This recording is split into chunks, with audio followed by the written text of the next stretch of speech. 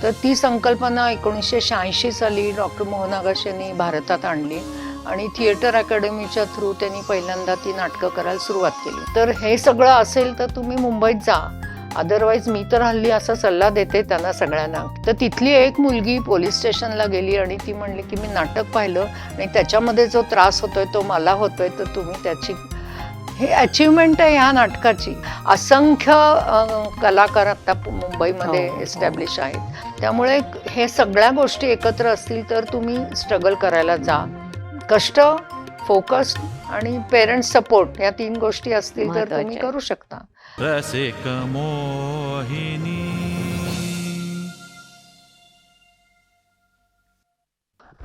Hello, नमस्कार. रसिक मोहिनीच्या या नवीन पॉडकास्टमध्ये मी भाग्यश्री देसाई आपल्या सगळ्यांचं मनापासून स्वागत करते. आज ज्या आपल्याकडे गेस्ट आहेत त्या तुम्हाला सगळ्यांना खरं माहिती असणारच आहे. तुम्ही त्यांना अनेकदा सिनेमांमध्ये, सिरियल्समध्ये, नाटकांमध्ये आणि जाहिरातींमध्ये सुद्धा पुण्यामध्ये आहे. पुण्यामध्ये महाराष्ट्र कल्चरल सेंटर ही एक प्रख्यात संस्था आहे. त्या संचालिका आहेत आणि पुण्यामध्ये जे 3 थिएटर्स आहेत, सगळ्यात पहिलं सुदर्शन रंगमंच, त्याच्यानंतर ज्योत्स्ना भोळे सभागृह आणि आता नवीन सुरू झालं, नवीन म्हणजे तरी काही महिने झालेच त्याला, श्रीराम लागू रंगावकाश, डॉक्टर श्रीराम लागू रंगावकाश.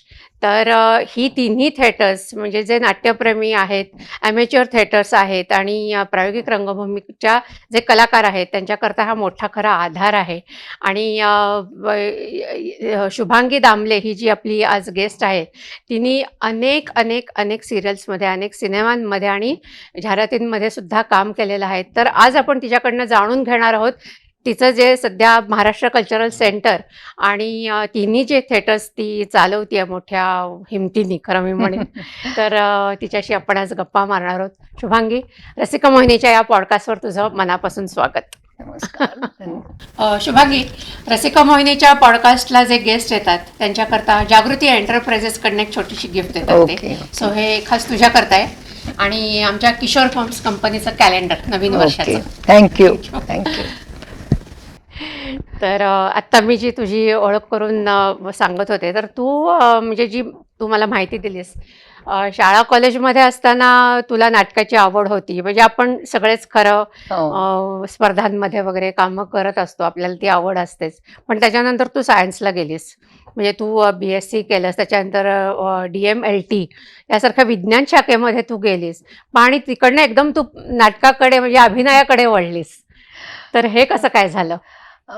खरं म्हणजे शाळा कॉलेजमध्ये मी करत होते. जरी सायन्सला गेले तरी पहिली 2-3 वर्ष मी SP कॉलेजमध्ये होते, तेव्हा नाटकातनं कामं केली आणि पुण्यात आल्यानंतर हुजूर पागेत होते, त्यामुळे तिथेही हे सगळं कल्चर होतंच.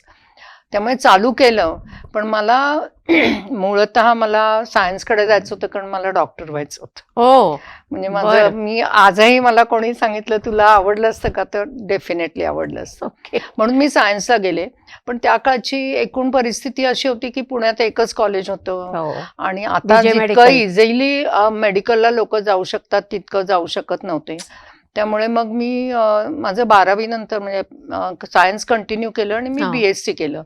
पण त्याच वेळात माझं लग्न झाल्यामुळे नवरा डॉक्टर होता, त्यामुळे मग त्याला सपोर्टिंग म्हणून मग मी diploma in medical laboratory technology हा कोर्स जो आहे म्हणजे पॅथॉलॉजी टेक्निशियन्सचा कोर्स, तो मी पूर्ण केला. कारण ते स्वतः सर्जन असल्यामुळे अलाइड एक मला काहीतरी ओपनिंग मिळालं असतं आणि म्हणून मग ते पण शिकत असताना मास्टर्स करत होते मुंबईत, तेव्हा मी हा कोर्स केला. मग त्याच्या अनुषंगाने 2-3 हॉस्पिटल्समध्ये नोकरी केली का, तर त्याचं आपल्याला एक्सपिरियन्स मिळाला पाहिजे, लॅब चालवायची असेल आपली तर. त्यामुळे ते केलं आणि मग आम्ही पुण्यात शिफ्ट झालो. त्यामुळे सुरुवातीला नाटक आवडत असलं तरी सुद्धा प्रोफेशनल नाटक करावं किंवा आपण व्यवसाय म्हणून हे पत्करावं असं मला काही कधीच वाटलं नव्हतं. आणि मग पुढची काही वर्ष मेडिकल प्रॅक्टिसमध्येच असल्यामुळे मी नाटक बघणं एवढंच काम फक्त करत होते. मग पुण्यात कधी आलात तुम्ही? 71 ते 75 मुंबईत होते मी. 75 साली पुण्यात आले. पण त्या 4 वर्षाच्या काळामध्ये मी खूप नाटकं पाहिली. माझे दीर पत्रकार असल्यामुळे नाट्यक्षेत्राशी इतका संबंध होता की अनेक लोक ओळखीचे व्हायचे, अनेक नाटकं बघायची. त्यामुळे नाटकापासून मी दूर गेलेले नव्हते. मी काम करत नसले, बरोबर. पण तरी सुद्धा मुंबईत असताना मी एक नाटक केलं. ललित कलादर्श पेंढारकरांची संस्था होती बर. आणि वेळ असला तर करत होते मी तेव्हा. ओके. लीला भागवतांनी लिहिलेलं नाटक होतं, त्याच्यात वंदना गुप्ते बरोबर मी काम केलं. अरे वा. आणि ती माझी शाळेपासूनची मैत्रीण होती, बरं, कारण मी ओके. एका वर्गात पण होतो. अच्छा. ते एक नाटक केलं, एखादी एकांकिका केली, पण तितपतच. पण तितपतच ते एक होतं. प्रोफेशनल हाऊस म्हणून ते सुरू केलं. मग तेच तुला म्हणजे आता शाळा कॉलेजमध्ये असताना पारितोषिकही तुला भरपूर हो. मिळाली, पण आणि नंतर तू त्याचं म्हणजे हॉबी म्हणून जरी पाहत होतीस तरी नंतर तो तुझा व्यवसाय पण झाला. तर एका म्हणजे खऱ्या अर्थाने आपण कलाकार असे तुला ती जाणीव कधी झाली बेसिकली याची, म्हणजे काय म्हणतात कलाकार घडवणारा क्षण आपण म्हणतो, अच्छा अच्छा. असं कधी वाटलं तुला? मी शाळा कॉलेजमध्ये करत होते तेव्हा नाटक मला मनापासून आवडत होतं, अगदी खूप आवडत होतं. पण पुण्यात आल्यानंतर टोटली मेडिकल प्रॅक्टिस असल्यामुळे मी जवळजवळ 10 ते 12 वर्ष मी ह्याचा विचारही करत नव्हते की आपण नाटक करू शकू का किंवा करता येईल का. मग कधीतरी पुरुषोत्तम बघितलंय, पण नाटकाशी संबंध ठेवला होता. पण अचानक मला राजाभाऊ नातू भेटले आणि मला भेटले म्हणजे पुरुषोत्तमच्या वेळी. आणि जवळजवळ 12-13 वर्षानंतर मला त्यांनी विचारलं की अजून तुला घरात अडकलीयस का, तू कधी करणार आता नाटक परत. आणि मग मी ते कामगार कल्याण केंद्राच्या स्पर्धा त्याच्यातनं तू पण करायची, सावित्री आपण एकत्र केलं. आणि मधु जोशींना त्यांनी एकदा बहाल करतात तसं मला त्यांच्या समोर नेऊन उभं केलं की आता करेल ही. आणि म्हणून मग मी तेव्हापासून करायला लागले. आणि काय असतं, आपली आवड असते ती आपल्या मनात कुठेतरी आपण ठेवलेली असते, त्याला कसं पुढे आणायचं हे आपणच ठरवायचं असतं. पण शेवटी परत आपल्या संसार परिस्थिती ह्याच्यामध्ये ती शेवटी आवडच असते. तो काही माझा व्यवसाय नव्हता, त्यामुळे ती आवड मी थोडीशी दाबून ठेवली होती. पण मग नंतर ती काम करायला सुरुवात केल्यावर मला ते काम सुरू झाल्यावर मग एकदा छोटं मोठं काम मी करायला लागले. मग सिरियल मध्ये थोडंसं काम करायला लागले. असं करत करत तो प्रवास सुरू झाला. साधारण त्याला तो काळ असेल 1990 वगैरे असेल. म्हणजे खरं सांगायचं तर माझ्या वयाच्या 35-40 वर्षानंतर मी हे करायला लागले. मधला गॅप सगळा माझा हॉस्पिटल, घर, संसार, प्रॅक्टिस, फेज वेगळी होती. ठीक आहे ना. त्यामुळे तेव्हापासून मग मी परत सुरू केलं. पण तेव्हापासून सुरू केलं ते मी पूर्णतः माझी आवड जोपासण्यासाठी म्हणूनच सुरू केलं. त्यातनं इन्कमचं काही तशी अपेक्षा नाही. म्हणजे मी म्हटलं तसं की मला प्रोफेशनल आर्टिस्ट किंवा व्यवसाय म्हणून कधीच नाटक किंवा सिनेमा सिरियल काहीच करायचं नव्हतं. मला बेसिकली अमॅटर थिएटर आणि छान मजा यायची त्याला, प्रॅक्टिसेस खूप. आणि मग 1-2-3 प्रयोग झाले की थांबायचं आणि नवीन काहीतरी. कमर्शियल नाटकाचं तसं नाही ना, कंटिन्युअस करावं लागतं. पण ते करून बघायचं म्हणून मी जे पुढे बोलूच आपण त्याच्यात मी एक ते नाटक केलं. काही प्रयोग त्याचे केले जे तू पण केलेस नंतर. हो बर. करेक्ट. सावररे. करेक्ट. येस. पण मग ते म्हणजे तुझं अमॅच्युअर रंगभूमीशी ते तेव्हापासून जे नातं असेल किंवा त्याची तुला आवड होती, पण त्याच्यानंतर तू फार मोठ्या प्रमाणावर त्याचं ते तू विस्तार केला असं मी म्हणेन. आणि मगाशी मी जसं तुझी ओळख करून देताना म्हणाले की ह्या अमॅच्युअर रंगकर्मींकरता हा खरं मोठा आधार आहे पुण्यातला. आणि पुण्यात एकदम अशी 3 थिएटर्स असणं हे सुद्धा म्हणजे फार मोठी गोष्ट आहे ऍक्च्युअली. पण तुझी ग्रिप्स पासून तू ती सुरुवात केली. म्हणजे मी जेव्हा ह्या कामगार कल्याण केंद्राच्या नाटकात काम करायला लागले तर तेव्हा मग आपले नाटकवाले सगळे पुण्यातले किती लिमिटेड होतं तेव्हा. 2-3 संस्था आणि अजूनही आहे तेवढंच आहे. महाराष्ट्र कल्चरल सेंटरचं काम मी करत होते कारण ते आमच्या घरातच होतं. माझे सासरे सेक्रेटरी होते. आणि हिराबाग म्हणून जी हिराबागेमध्ये टाउन हॉल कमिटी आहे त्याचीच ही सिस्टर कन्सर्न आहे. तर त्याचं ते काम करत असल्यामुळे आम्ही जायचो तिथे नेहमी. आणि मग महाराष्ट्र कल्चरल सेंटर ही ऍक्च्युअली कल्चरल ऍक्टिव्हिटीसाठी स्थापन केलेला ट्रस्ट आहे हा. त्यामुळे त्याचं काम करायला आम्हाला यंगस्टर्स हवेच होते. हम्म. मग मी जेव्हा हे काम करायला लागले तेव्हा आमचे जे सेक्रेटरी होते आधीचे ते मला असं म्हणले की तुम्ही का नाही आता हे करत, म्हणजे नवीन नवीन प्रयोग करा, नाटक करा. कारण ज्योत्स्नाबाई भोळे चेअरमन होत्या, हो त्या संगीताचे कार्यक्रम फक्त करायच्या. तर यांचं म्हणणं होतं की ऑल कल्चरल ऍक्टिव्हिटीज आणि प्रमोशन करणं हेच आपल्या ट्रस्टचा उद्देश आहे, हम्म. तर तुम्ही सुरू करा. असं करताना मग मी ग्रिप्सचं नाटकं पण तेव्हा करायला लागले होते, कारण मोहन आगाशांनी मला त्याच्यात ओढलं. हो. पण की ग्रिप्स आलं कुठून म्हणजे मुळातच मूळ ग्रिप्स ही संकल्पना जर्मनीची आहे. जर्मनीची आहे. जर्मनीमध्ये ग्रिप्स नावाचं थिएटर आहे, रेग्युलर ओके. थिएटर आहे. बर आणि पण तिथे ते सुद्धा अमेच्युअरच आहे असं नाही, का लहान ते मुलांचं आहे? लहान मुलांसाठी हा, थिएटर हा, आहे. हा. आणि मुलांसाठी. आणि त्या थिएटरची गंमत अशी आहे की त्या थिएटरमध्ये शाळातनं मुलं रोज येतात, रोज तिथे नाटक असतं. बरं. आणि शाळातनं आजूबाजूच्या सर्व शाळातनं मुलं तिथे नाटक बघायला येतात. ओके. आपल्याकडे थोडं वेगळं आहे, आपण हो, शाळातनं हो, जाऊन हो. नाटक करतो. खरंय. तर ती संकल्पना 1986 साली डॉक्टर मोहन आगाशांनी भारतात आणली आणि थिएटर अकॅडमीच्या थ्रू त्यांनी पहिल्यांदा ती नाटकं करायला सुरुवात केली. म्हणजे पहिलं नाटक छान छोटे वाईट मोठे, ज्याच्यासाठी हो. त्यांनी जर्मनीहून दिग्दर्शक आणला होता. त्या नाटकाचा जो मूळ दिग्दर्शक होता बरं तो. बरं बरं. आणि श्रीरंग गोडबोले यांनी त्याला असिस्ट केलं आणि ते मराठीत त्यांनी अडॅप्ट केलं होतं. हम्म. मग दुसरं नाटक त्यांनी केलं नको रे बाबा. ते पण जर्मन मूळ नाटक होतं, पण ते श्रीरंगनी लिहिलं पूर्ण नवीन आणि त्यांनी स्वतःच डिरेक्ट केलं ते. म्हणजे बरं. तेव्हा कोणी आलेलं नव्हतं. तर त्याची एक सेकंड काय म्हणूया आपण, आणखीन एक टीम करायचं ठरलं. कारण काही वेळेला लोकांना प्रॉब्लेम येतात, येऊ शकत हो, नाहीत. हो. म्हणून मग दुसरी टीम करायचं ठरलं. तेव्हा मी त्याच्यात पहिल्यांदा नको रे बाबाचं बरं मध्ये बरं काम बरं. करायला ओके, सुरुवात ओके, केली. ओके. आणि माझा ना म्हणजे पहिलं काम करण्यापासून ती हा, सुरुवात झाली. हा. म्हणजे मी त्याच्यात काम पहिल्यांदा केलं अच्छा. आणि काम करायला लागल्यावर माझा दृष्टिकोनच त्या ऍक्टिव्हिटीकडे हा. बघण्याचा बदलून गेला. म्हणजे फक्त नाटक असं नाहीये ते. ते नाटक मुलांसाठी एंटरटेनमेंट आहे, मुलांसाठी निखळ एंटरटेनमेंट आपण ज्याला म्हणतो. आणि मेसेजेस आहेत ते पालकांसाठी असतात. हम्म. आणि मुलांच्या भावविश्वातले सगळे प्रसंग किंवा कथा त्याच्यामध्ये असतात.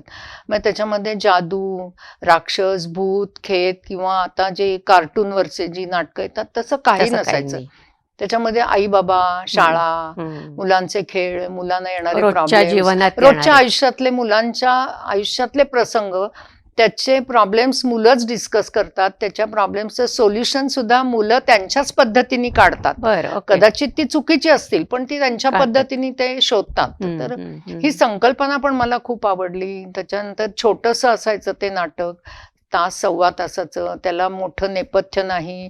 आणि मुलांसाठी म्हणून इतकी सुंदर एंटरटेनमेंट आपण देऊ शकतो, हो.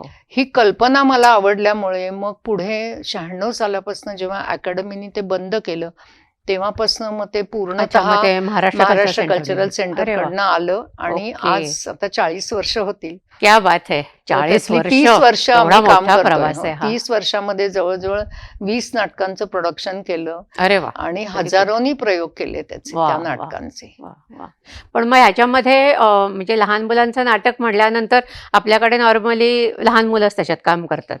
पण याच्यामध्ये मला वाटतं मोठी माणसांचं काम म्हणजे लहान मुलांकरता मोठी माणसं काम हो, करतात हो. असं काहीतरी आहे ना? तर त्याची संकल्पना मूळ अशी आहे की मुलांचे जे प्रॉब्लेम्स असतात ना, ते मुलांना कळत नाहीत. ते त्यांना कळतात, म्हणजे ते प्रॉब्लेम आहे हे कळतं, हम्म. पण ते लोकांच्या समोर मांडायचे असतील तर ते प्रॉब्लेम आधी समजले पाहिजेत. तर ते समजण्यासाठी तेवढी मेंटल मॅच्युरिटी मुलांची नसते. बरोबर. आणि म्हणून तिथे टीनेजर्सना हे काम देतात आणि ती सगळी वर्कशॉपमधनं त्या मुलांना, टीनेजर्सना लहान कसं व्हायचं अच्छा. हे शिकवलं जातं. म्हणजे लहान तुम्ही बरं. शरीराने होऊ शकत नाही, हम्म, पण हम्म, हम्म. मनाने तुम्ही नक्की लहान होऊ शकता. आणि ओके. ते शिकवण्याचं काम त्या वर्कशॉपमध्ये केलं जातं. हम्म, आणि हम्म. मग ती मोठी मुलं त्याच्यामध्ये काम करतात. म्हणजे आईबाबांचा रोल वगैरे आई असं? बाबांचा नाही, मुलांचा रोल. अच्छा, मुलांचा रोल पण- आई बाबा मोठी माणसं करायची. बरं, मी बरं. आईचंच काम करत होते ओके. कायम. हा.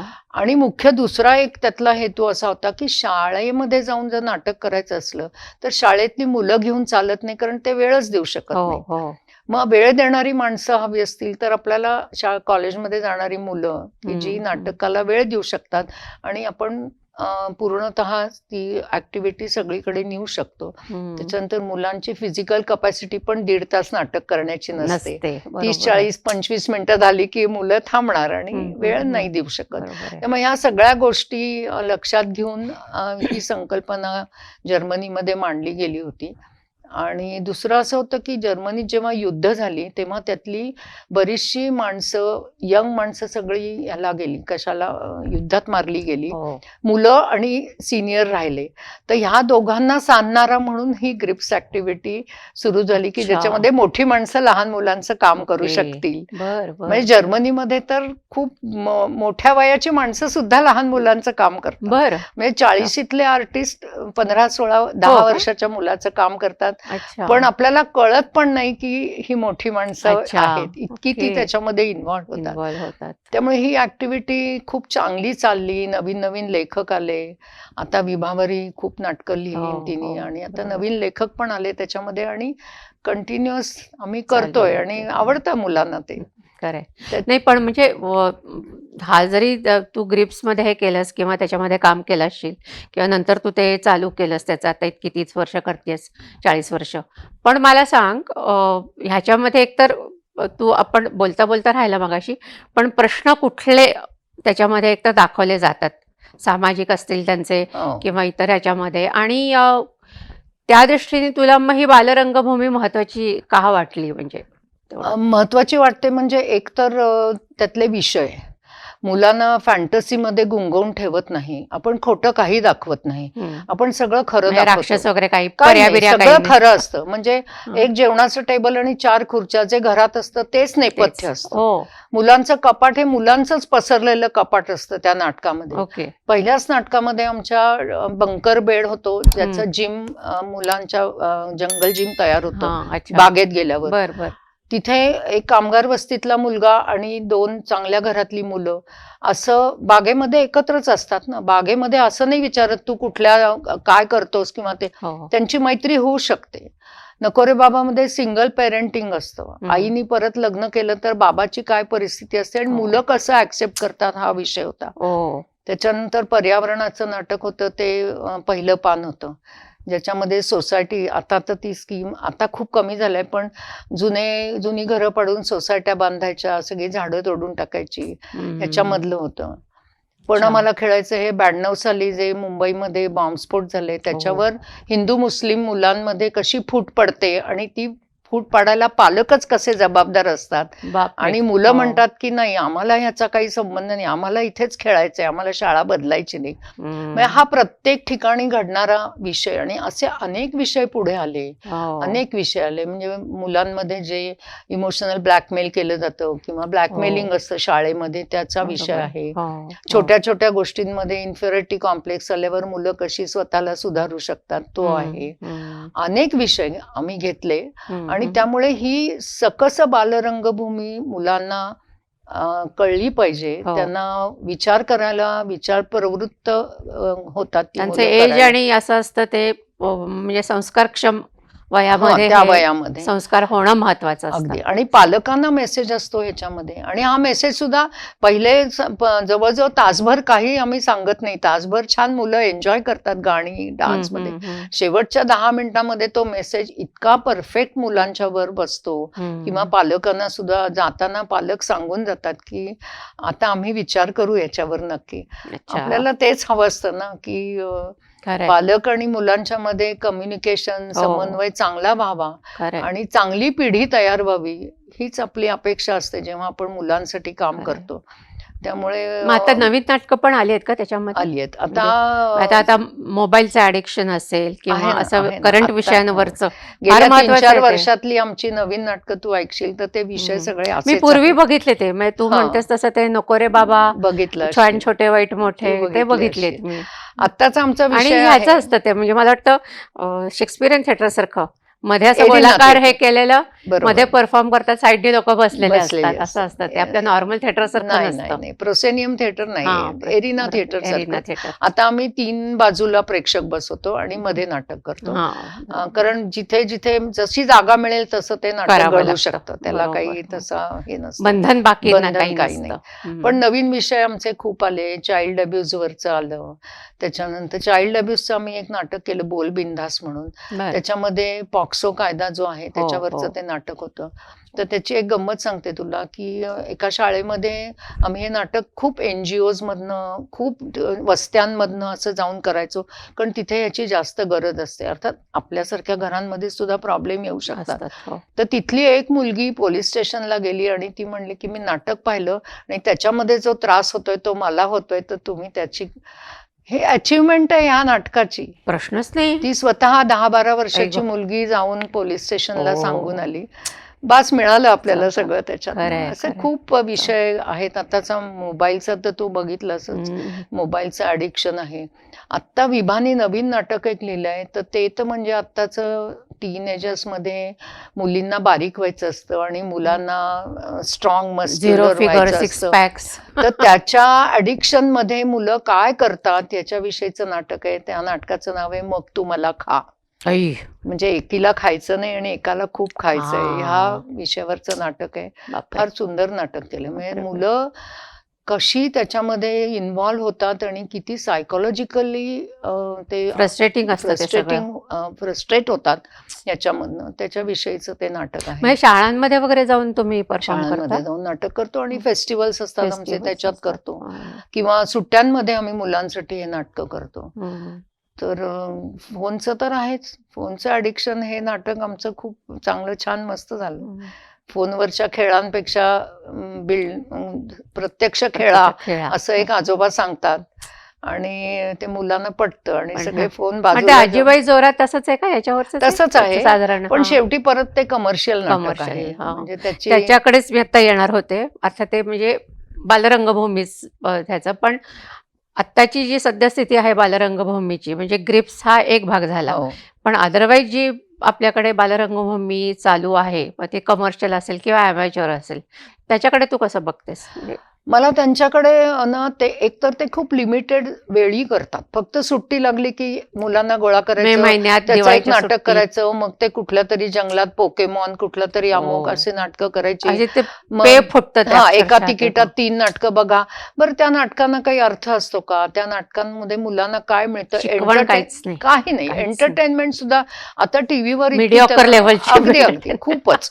म्हणजे त्यामुळे मला त्या नाटकांविषयी फार म्हणजे मला नाही, ती बोलायचं नाही. परिस्थिती खरंच चांगली नाही. म्हणजे अजिबातच नाही. हा, अजिबातच आणि नाही. कोणी त्याच्याकडे गांभीर्याने बघत पण नाही खरं आणि तर. फॅन्टसी करायला हरकत नाही. फॅन्टसी मुलांना आवडते. हम्म. फॅन्टसीमध्ये जा तुम्ही, पण फॅन्टसी केल्यानंतर मुलांना त्या रियालिटीमध्ये आणणं हे खूप महत्वाचं असतं बरोबर. त्या नाटकातनं. बरोबर. मुलांना आवडतं, परी आलेली आवडेल मुलांना, पण परी ही खरी नसते. हो. आणि परी आपल्यासाठी असं काही करत नाही. आपल्यासाठी आपले शाळेतले मित्र मैत्रिणी, पालक हेच करतात. इथपर्यंत मुलांना आणलंच गेलं आणायला पाहिजे. गेलं नुसतं पाहिजे. परीवर सोडून चालणार नाही. खरंय, खरंय. तर ती सगळ्या त्या नाटकातनं हे काही घडत नाही. त्यामुळे मला नेहमी असं वाटतं की चांगली मुलांना करमणूक देणं आपलं काम आहे. हो, आणि म्हणून मी ते हो. करत आले. नाही, अगदी खरंय. नाही, म्हणजे मी सुद्धा आता 1-2 परिसंवादांमध्ये आमचं हेच चाललं होतं बोलणं. म्हणजे व्यावसायिक मोठ्यांची नाटकं तर हा भाग पूर्ण वेगळा आहे. हो. पण बालरंगभूमीची सध्याची स्थिती ही मी म्हणलं तर विदारक आहे खरं. म्हणजे जी आता अलबत्या गलबत्यासारखं तू म्हणतेस तसं कमर्शियल नाटक आलं तरी ते तेवढ्यापुरतंच करतात. म्हणजे असं नाही, त्यांना थिएटरच लागणार, हो. त्यांना सुट्टीचा दिवसच लागणार. पण हे जे ग्रिप्ससारखं जे समाज प्रबोधनकर जी नाटकं आहे, ते तुम्ही शाळांमध्ये त्यांच्या शाळेच्या वेळात सुद्धा तुम्ही इंटरव्हलमध्ये मे बी सुद्धा जाऊन हो. करू शकता. इंटरव्हल म्हणजे सुट्टीच्या वेळी. तर ही खरं गरज आहे आणि हे समाजाने सुद्धा खरं लक्षात घ्यायला पाहिजे ह्याच्यामध्ये. कारण अलबत्या गलबत्या किंवा जाऊबाई जोरात यांना मी पण अप्रोच झाले होते की आमच्या फेस्टिवलला तुम्ही नाटक कराल का? तर त्यांचे कमर्शियल्सच एवढी हाय आहेत की त्याच्यात आपल्या 2-3 नाटकांचं प्रोडक्शन होईल. नाही, खरंच आहे. आणि शेवटी परत ते कमर्शियल नाटक आहे. ते लाखाच्या वर जातं ते. लाखाच्या वर, त्यातली माणसं वेगळी आणि ते एखादा प्रयोग बघून होऊ शकतं. पण तुम्हाला जर तो मेसेज सगळीकडे पोचवायचा असेल हम्म. तर तुम्हाला शाळातनं जाऊन गावोगावी जाऊनच प्रयोग चा- करायला पाहिजे, जे आम्ही केले. हम्म. अक्षरशः कुठल्याही शाळेत जाऊन आम्ही कुठल्याही परिस्थितीत प्रयोग करतो. म्हणजे तिथे तुम्ही लाईट्स असोत नसोत, हम्म. आपले 4 हॅलोजन घेऊन जायचे, एक साऊंड सिस्टीम न्यायची, तिथलीच टेबलं वापरा, तिथल्याच खुर्च्या, पण कंटेंट उत्तम मेसेज आणि असल्यामुळे कंटेंट महत्वाचं आहे. त्यामुळे ती नाटकं चांगली मुलांनी खूपच रिसीव्ह केली, अगदी खेड्यापाड्यातनं सुद्धा. त्यामुळे मला असं वाटतं की या पद्धतीचं नाटक, तुम्ही नाटक कुठलंही करा पण ते सर्वांच्या पर्यंत पोहोचलं पाहिजे, शाळातनं गेलं नाही, आणि पाहिजे, तो एक पॉझिटिव्ह मेसेज पाहिजे मेसेज पाहिजे हो, त्याच्यामध्ये. खरं आहे, त्यामुळे अगदी. करमणूक ही कुठल्या प्रकारची असावी, मुलांसाठी कुठली द्यावी की जेणेकरून 2 तास ते त्या टेलिव्हिजन आणि मोबाईल पासून बाहेर पडतील, खरं आहे. याचा विचार बालरंगभूमी करणाऱ्यांनी आधी केला पाहिजे आणि मगच ते नाटक लिहावं आणि करावं हो, त्यांनी. हो. म्हणजे आपल्याकडे असं पुण्यामध्ये जी बालरंगभूमी संस्था आहे, ते म्हणजे खरं काय करतात हा प्रश्न आहे. काय करत नाही ते, कुठला तरी विषय घ्यायचा आणि मुलांना त्याच्यात रमवायचं, हे हो, चुकीचं आहे. चुकीचं आहे ते. चुकीचं आहे, कारण अगदीच. मुलांचं मन हे इतकं संस्कारक्षम असतं की त्यांना तुम्ही जे चांगलं द्याल ना हम्म. ते त्यांच्या मनावर बिंबलं जातं.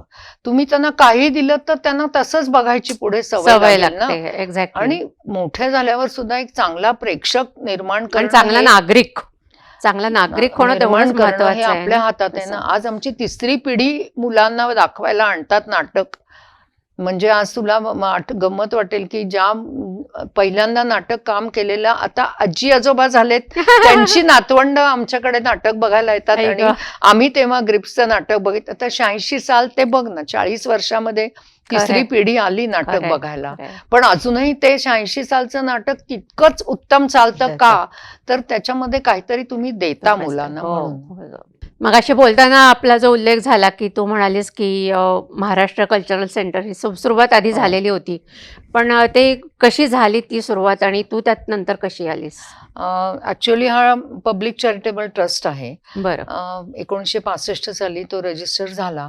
त्याच्यानंतर त्याच्यामध्ये अनेक त्यावेळेचे दिग्गज लोक आपण म्हणूया, म्हणजे ज्योत्स्नाबाई भोळे चेअरमन होत्या, पाबळकर होते, मधुमालती गुणे होत्या. बरं. त्या काळातली क्रीम म्हणजे अशी मोठी लोक मोठी जी लोकं होती. ज्यांना काहीतरी कल्चरल ऍक्टिव्हिटी करण्यात इंटरेस्ट आहे, हं, अशा हं. लोकांनी हा ट्रस्ट स्थापन केलेला हां, होता. हां. माझे सासरे त्याचे सेक्रेटरी होते खूप वर्ष. बरं, ओके.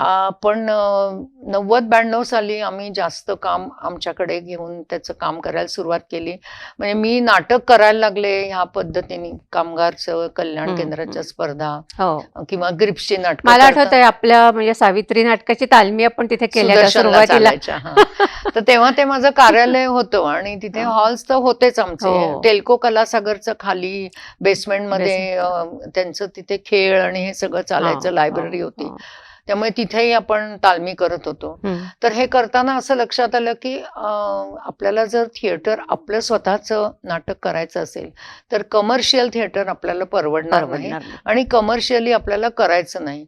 मग एक्सपेरिमेंटल थिएटर जर आपल्याला हवं असेल तर त्याच्यासाठी स्वतःची आपल्याकडे जागा पाहिजे. आणि त्या काळामध्ये तुला आठवत असेल तर स्नेहसदन नावाचं हो. एक छोटा हॉल होता होता, जिथे हो, हो. काही लोकांनी नाटक करायला सुरुवात केली होती. हं, हं. पण तिथे काहीच नव्हतं, म्हणजे ना पडदा, ना पडदे, लाईट्स टाकायला, ना साऊंड सिस्टीम, सगळं. तर त्या काळामध्ये आमची अशी एक भरतभर मीटिंग झाली होती. आविष्कारचे काकडे काका आले होते आणि ते असं म्हणाले की आपल्याला काहीतरी केलं पाहिजे. भरतनाट्य मंदिरची लोक म्हणत होती की त्यांचा वरचा जो हॉल हॉल आहे आहे. तिथे तुम्ही प्रायोगिक नाटक करायला सुरुवात करा. पण त्यांनी फक्त करा एवढंच सांगितलं, पुढे काही घडलं नाही.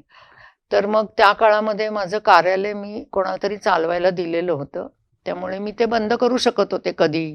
मग आता सदाशिव पेठेत आहे तिथे. शनिवार पेठेत शनिवारपेठेत आहे. जिथे मी हां. राहते हो, तिथेच हो. खालचे जे हॉल्स आहेत लग्नाला आम्ही देत होतो हो, ते. हो. तर संस्थेच्या लोकांना त्यांच्याही मनात आलं की मग आपण हेच का नाही कन्व्हर्ट करूया, आपण काहीतरी करू ह्याच्यासाठी. कारण तोपर्यंत आमच्या संस्थेची नाटकं पण खूप सुरू झाली होती. एकांकिका स्पर्धा होत्या, त्याच्यात आम्ही गिरीश जोशी, विवेक बेळे, राजेश देशमुख ही सगळी लोक आमच्याकडे काम करायला सुरुवात केली होती. नाटकांचे प्रयोग करायचो आम्ही, बाहेर आम्ही थिएटरलाच करायचो, हो. कारण तिथे तशी होणंच शक्य नव्हतं. आणि मग हा विचार करता करता काकडे काकांना डॉक्टर दामले म्हणले की तेव्हा ते सेक्रेटरी झालेले होते. की मी तुम्हाला जागा देतो, तुम्ही एक वर्षभर मला सपोर्ट कराल का? तर बरं. ते म्हणले मी शब्द देतो तुला, मी वर्षभर आविष्कारची सगळी नाटकं तुझ्या येऊन थिएटरला करीन. अरे वा. मग इतका सपोर्ट आम्हाला मिळाल्यावर आम्ही लगेचच ते रिनोव्हेट केलं. तिथे छोटं स्टेज, हा, तिथेच हा. विंग्स, मोडे सगळं असं, तयार बरोबर. केलं आणि 27 मार्च 2003 मध्ये आम्ही सुदर्शन रंगमंचाची वाव. स्थापना झालेलीच होती. ते आता काम 22 करायला 23 सुरुवात वर्ष केली. झाली माहिती त्याला सुद्धा आता. 23 वर्ष झाली वाव. आणि तेव्हापासनं एकही दिवस, एकही रविवार असा गेलेला नाही की तिथे काही घडत नाही. किती छान. मग संस्थेचं काम तिथे ते स्वतःचं थिएटर झाल्याने पण वाढलं. मग विवेक बेळेची नाटकं तर तुला माहितीच आहेत. हो. काटकोन त्रिकोणच्या आधीची हा. नेव्हर माइंड होतं किंवा अलिबाबा आणि 40शीतले चोर, काटकोन त्रिकोण, ही सगळी नाटकं आम्ही तिथे तिथेच केली. केली. गिरीशचं तालमी final पण draft. तिथेच व्हायच्या का? तालमी पण तिथेच सगळंच, व्हायच्या. हा. माझ्याकडे येऊन लोक राहायची, हो. कारण तिथे आम्ही खाली राहायची सोय केलेली होती. अच्छा. मुंबईचे लोक सगळे येऊन तिथे राहायचे, अरे वा. कुठेही जायचे नाहीत ते. गरजच हॉटेल नाही. बिटेल त्यांना नाही, आम्हाला एक तर परवडणार पण नव्हतं आणि त्यांना ते तिथेच तालीम, तिथेच आपण हा, ते राहतोय, बरं ना तिथल्या दिवसभर तिथे. त्यांचं चालायचं तिथे. बरोबर. त्यामुळे त्या सगळ्या नाटकांच्या तालमी तिथे व्हायला लागल्या. आमच्या ग्रिप्सच्या नाटकांचं प्रोडक्शन आम्ही तिथे करायला लागलो. अच्छा. आणि मग तो आपलीच हक्काची जागा असल्यावर मग काही प्रश्नच प्रश्नच यायचा येत नाही. नाही. अगदी आणि मग बरोबर आहे. इतरही लोक तिथे नाटक करायला करायला लागली. लागली. विशेषतः आविष्कारनी वर्षभर तिथे शनिवार रविवार शब्द येऊन दिल्याप्रमाणे शब्द पाळला दिल्याप्रमाणे त्यांनी. सगळी आविष्कारची नाटकं त्यांनी सेट डिझाईन बदलून बदलून ओके. त्या जागेत करायची. तिथेच ती राहायची सगळी लोक सुदर्शन मध्ये. अरे वा. आणि शनिवारी सकाळी यायचं आणि रविवारी रात्री परत जायचं. ओके. असा त्यांचा शिरस्ता काम होता. असायचं तिथे. आणि मग ते करता करता आसक्त, आता जे मोहित टाकळकरची संस्था आहे, त्यांनी पहिल्यांदा आमच्याकडे 2 नाटकं मला करायला आवडेल असं म्हणून छोट्याशा सुट्टीत नावाचं सचिन कुंडलकरचं नाटक केलं. मग त्याच्यानंतर फ्रीजमध्ये ठेवलेलं प्रेम, ही 2 ओ. नाटकं त्यांनी केली बर. आणि उत्तम नाटकं झाली. त्याचे प्रयोग खूप झाले आणि मग त्यांनी स्वतःची संस्था सुरू केली. पण सुदर्शनसाठी म्हणून त्यांनी नाटकं केली पुढची 5-6 ओ. वर्ष. हे म्हणजे महत्वाचं आहे. संस्था वेगळी काढली तरी सुद्धा अर्थात स्वतंत्र प्रत्येकाने मोठं हो, व्हायलाच हो. पाहिजे. तर आहेच. आमच्याकडे आम्ही किती दिवस त्यांना ठेवणार, पण त्यांनी पण तिथे त्या जागेचा उपयोग करून त्यांनी खूप नाटकं केली. म्हणजे मध्ये नाटक करायचं, दोन्ही बाजूला प्रेक्षक बसवायचे, अच्छा. अशा पद्धतीने बरं, बरं. प्रोजेक्टरवरनं स्क्रीन दाखवून नाटक केलं एक त्यांनी. अच्छा. आणि त्याचा उपयोग त्यांनी करून घेतला आणि त्या थिएटरसाठी म्हणून त्यांनी जवळजवळ 6 ते 7 नाटकं केली आणि हाऊसफुल गर्दीत त्यांची ती क्या नाटकं बात आहे. चालायची. मस्त मस्त. त्यामुळे सुदर्शनला आजपर्यंत 23-22 वर्षामध्ये कधी गॅप नाही. मागे वळून पाहायला लागलं नाही. म्हणजे आता सुदर्शन बंद करायचं का असा विचार सुद्धा कोणाच्या मनात शक्यच येत नाही. I know. आणि अतिशय सबसिडाइज रेटमध्ये आम्ही ते हो. देतो. म्हणजे ते पहिल्यांदा तर महत्वाचं आहे आमचं ना. 500 रुपये म्हणून भाडं म्हणलं होतं. की खूप आधार आहे तो सगळ्या कलाकारांना, त्या अमेच्युअर थिएटर्स करणाऱ्या निर्मात्यांना सुद्धा. आणि पाठोपाठ लगेच तुम्ही ज्योत्स्ना भोळे सभागृह पण हां, सुरू ते केलं. आमची जागा तिकडे होती. अच्छा, होती ती जागा. महाराष्ट्र कल्चरल सेंटरचा तो प्लॉट होता. तिथे काही दुसरं होऊ नये म्हणून ज्योत्स्नाबाईंनी अगदी जीवापाड ती जागा जपली होती. हो. नाहीतर काय हल्ली कब्जा, लगेच, अतिक्रमण काही I होऊ know, शकतं. I know. खरंय. पण 2003 साली आम्ही सुदर्शन सुरू केल्यानंतर हळूहळू आम्हाला असं वाटायला लागलं की हे चालतंय, तर अशा पद्धतीचं मोठं आणि जास्त सोयी असलेलं आपण देऊ शकतो का. म्हणजे बरोबर. कपॅसिटीनी मोठं, एसी हो, असलेलं, हो. पार्किंगची सोय त्याची असलेलं. कपॅसिटी खूपच जास्त आहे. जास्त आहे, दुप्पट आहे सुदर्शनच्या हो, बरोबर. हो. तर सुदर्शन आता मार्गी लागलंय, तर ज्या लोकांना इथे सेट बसू शकत नाही ते तिकडे करू शकतील, या विचाराने आम्ही कारण त्याचं स्टेज खूप मोठं आहे. मोठं आहे. म्हणजे नॉर्मल जर आपले मेजरमेंट असतात त्याच्यापेक्षा हो, मोठं आहे मला त्याच्यापेक्षाही वाटतं मोठं ते. आहे. 30-35 फूट जवळजवळ ते स्टेज मिळालंय आम्हाला हो, ज्योत्स्ना हो. भोळेला पण. आणि मग तिथे बांधलं आम्ही सुरुवातीला. पण नेहमीची अडचण पैशाची असतेच.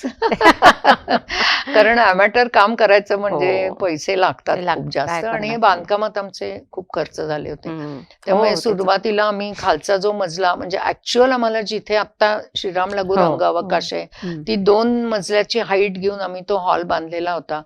पण तिथे अकॉस्टिक्स आणि हे सगळे पैसे संपून गेले होते तोपर्यंत. बर त्यामुळे ज्योत्स्ना भोळे सभागृह आम्ही सुरू केलं आणि म्हणून मग त्याला आम्ही सभागृह असं का नाव दिलं, तर नाटकांच्या बरोबरीने तिथे अनेक वेगळे कार्यक्रम पण होतात. करता येतात म्हणून. तिथलं अच्छा. जे स्टेज आहे ते स्पेसिफिकली डान्ससाठी म्हणून ते बांधलंय.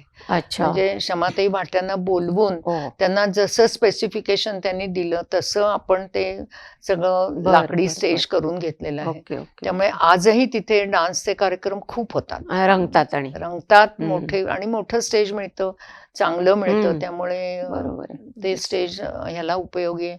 अभिवाचनाचे कार्यक्रम होतात. हम्म. आणि म्हणून मग 2000 मला वाटतं 7 का 8 साली आम्ही ज्योत्स्ना भोळे सभागृह सुरू केलं. 2003 मध्ये सुदर्शन, 2008 त्याच्यानंतर 5-6 वर्षांनी मध्ये हे. ज्योत्स्ना भोळे आणि आणि मध्ये जास्त कॅब केली कारण श्रीराम लघु रंगावकाश मी तो हॉल भाड्याने दिलेला होता, कारण पैसे अच्छा, साठवून तो आधी भाड्याने दिली भाड्याने ती दिला जागा. होता. आणि आधी किर्लोस्करांनी घेतला, मग दुसऱ्या एका कंपनीने घेतला, बरं. मग नंतर आम्ही तो केटरिंग साठी वापरायचो. हो. कारण पैसे तर मिळवायला पाहिजेत, कारण हे चालवायची संस्था हो, म्हणजे हो. तुम्हाला लागतच आणि बरोबर. बांधकाम खूप अवघड होतं. हम्म. पण मग मधल्या काळामध्ये डॉक्टर लागूंचं जे तन्वीर पुरस्कार हो, असतो हो. तो त्यांना मॅनेजेबल होत नव्हता, कारण डॉक्टरांची परिस्थिती, हो. दीपाताईंची, आनंद आणि संध्या दोघं तिकडे परदेशात असतात आणि येऊन जाऊन कोण करणार इथे, कानिटकर दोघं म्हणजे मुलगी आणि जावई. तर मग त्यांनी आम्हाला विचारलं की तुम्ही हा पुरस्काराचा इव्हेंट तुम्ही कराल का. अच्छा. तर आम्ही म्हटलं करू, आनंदाने करू. तर त्याच काळामध्ये आमचं चाललं होतं की आपण आता इथे ह्या हॉलमध्ये ब्लॅक बॉक्स थिएटर सुरू करायचं. बरं. पण मग मध्ये कोविड 3 वर्ष, ते तर हो ना. मग डॉक्टर गेले, त्याच्यानंतर मग मधला काळ असा काय होतं, एक असं स्टॅग्नन्सी पण येते आणि ठप्प होतं सगळं काम, तसं झालं होतं. बरोबर. पण जेव्हा 21 साली आम्ही तन्वीर सन्मान पुरस्कार केला तेव्हा मग आनंद लागू आले होते पुरस्काराला. तर ते असं म्हणले की तुमच्याकडे आम्ही हे 5 वर्षासाठी तुम्हाला तन्वीर सन्मानचे पैसे आधीच देतो, ओ, तुम्ही करा. बरं. तर मग आम्ही त्यांना म्हटलं आम्हाला असे पैसे नकोत, आम्हाला काहीतरी तुम्ही असं का हे द्या की ज्यांनी आम्ही इथे काहीतरी उभं करू शकू. हम्म. तर डॉक्टरांच्या नावाने ते म्हणले होऊ शकतं का. म्हटलं अगदी आनंदाने होऊ शकतं. तर मग ते म्हणले की मी तुम्हाला मदत करतो, ओ, बरं. मी तुम्हाला तुमचं काय बजेट आहे ते सांगा, त्यातलं मॅक्सिमम मला जेवढं देता येईल तेवढं मी तुम्हाला देतो. मग ही पर्वणी होती आमच्यासाठी. नक्कीच, आणि नक्कीच. डॉक्टर लागू प्रायोगिक नाटकातनंच पुढे आलेले होते, त्यामुळे त्यांचं ते आर्काईव्ह सगळं आम्ही तिथे केलेलं आहे. आणि मग हे ब्लॅक बॉक्स आम्ही सुरू केलं, आमची सगळी साठवलेली पुंजी गंगाजळी त्याच्यात घातली आणि त्यांनी केलेली मदत ह्याच्यातनं आम्ही 16 ते सुद्धा जानेवारीला- वेगळ्या प्रकारचं स्टेज आहे तिथे. म्हणजे नॉर्मल स्टेज कसं वर असतं आणि प्रेक्षक खाली असतात, हे स्टेज इथे खाली आहे थोडंसं आणि प्रेक्षक असे बसलेले असतात स्लॅन्टिंग. बरोबर. आता position याची खासियत म्हणा किंवा स्पेशालिटी आपण असं म्हणू की ब्लॅक बॉक्स हे नेहमी कन्व्हर्टेबल पाहिजे तुम्हाला. म्हणजे तुम्ही ब्लॅक बॉक्स मध्ये कुठेही नाटक करू शकलं पाहिजे, तर ते फॅसिलिटी आपण केलेली आहे. म्हणजे तुम्ही मध्यावर करू शकता, तुम्ही 2 बाजूला प्रेक्षक घेऊन सँडविच करू शकता, तुम्ही 3 बाजूला प्रेक्षक फॅन शेप करून मध्ये त्याच्यात नाटक करू शकता. ओके. आणि त्याचं आम्ही स्टेज पण केलेलं आहे, तेही फ्लेक्झिबल आहे, म्हणजे ते काढून आपण उचलून ठेवू शकतो. बरं. आणि लाईट्सची सोय सबंध थिएटरमध्ये केलेली आहे, म्हणजे तुम्ही कुठल्याही जागी कुठेही नाटक करू शकता. त्यामुळे लोकांना आता ते आवडतं, कारण त्या दृष्टीने दिग्दर्शक नाटक बसवतात. म्हणजे फक्त प्रोसेनियमचं नाटक असं नाही, डान्सचे प्रोग्राम सुद्धा आता मध्यावर होतात, ज्याला चारी बाजूनी प्रेक्षक बसतात आणि खूप वेगळ्या प्रकारचं फॉर्मेशन करून डान्स लोक करतात हल्ली तिथे. त्यामुळे ब्लॅक बॉक्स म्हणजे जसं NCPA आहे की बदलतं सगळं थिएटरची रचना, ती बदलायची सोय आम्ही केली आहे. थोडंसं खर्चिक असतं ते काम, नक्कीच, पण तरी सुद्धा आम्ही ती लोक आता आमची येतात आणि ते बदलून जातात. सिटिंग अरेंजमेंटच पूर्ण ती सगळी सिटिंग अरेंजमेंट बदलते, पण आता त्याला नंबरिंग पण आपण केलेलं आहे आणि फ्री सिटिंग पण असू शकतं. डिपेंड्स जे नाटक करतात त्यांच्यावर ते अवलंबून आहे.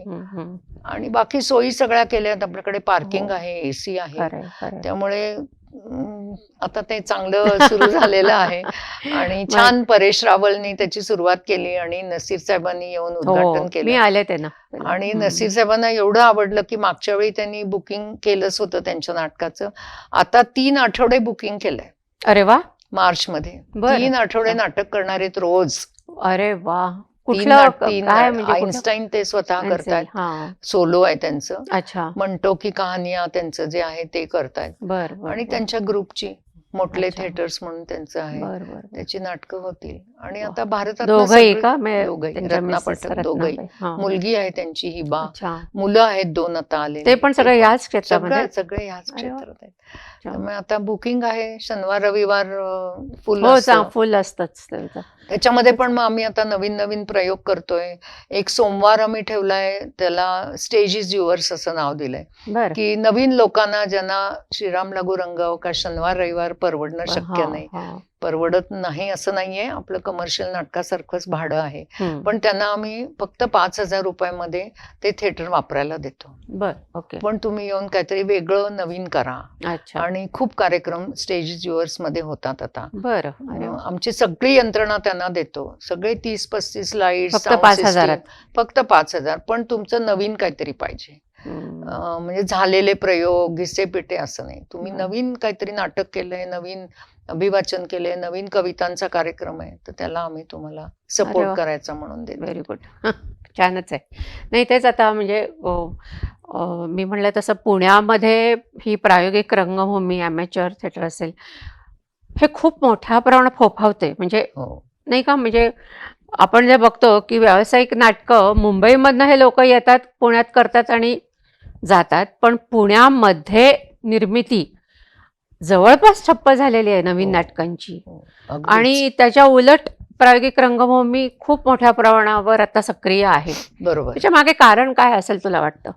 ऍक्च्युअली कमर्शियल नाटकं एक काळ होता पुण्यामध्ये होत होती, तू तर कितीतरी नाटकं त्याच्यामध्ये केलीस, पण त्याची सस्टेनिंग कपॅसिटी असलेले निर्माते. आपल्याकडे निर्माते नाहीत. म्हणजे आता मुंबईचे लोक बघ ना, 25 प्रयोग घाट्यात असले तरी करणार करतात. म्हणजे करणार, कारण ते म्हणतात की 25 प्रयोग झाल्यानंतरच आमच्या नाटकाची हवा होते आणि पब्लिसिटी मग होते जरा. पब्लिसिटी होऊन बाहेरगावी प्रयोग मिळतात, पेपरमध्ये लिहून आलं की होतं आणि मग आम्ही ते पुढे प्रयोग कॉन्ट्रॅक्ट शो मिळतात आणि करतात. खरं. पण ती कपॅसिटी आपल्याकडे नाहीये ना, आणि मग सबस्टँडर्ड तुम्ही करायला गेलात ना की ते मुंबईत स्टँड होत नाही. नाही नाही आणि अजिबात. मुंबईत तर जाऊ शकत नाही मुंबईत तुम्ही. जाऊ शकत नाही. बरं, मुंबईची लॉबी तुला माहितीच आहे, त्या लॉबीमध्ये आपण अडकणं टिकून शक्य नाही. राहणं कठीण होतं. अगदी. खरंय. पण मग आपली जी रंगभूमी आपण जिथे हक्कानी काम करू शकतो, ती जी प्रायोगिक किंवा एक्सपेरिमेंटल थिएटर आहे, ते आपण करत राहिलो तर त्याच्यातनंच आपण कितीतरी लोकांना काम दिलं आणि पुढे ते इंडस्ट्रीत आज बरोबर. किती मोठ्या प्रमाणात पुण्यातली लोक आहेत. हो हो म्हणजे आमच्या ग्रिप्सच्या नाटकातनं काम करता करता मोठी झालेली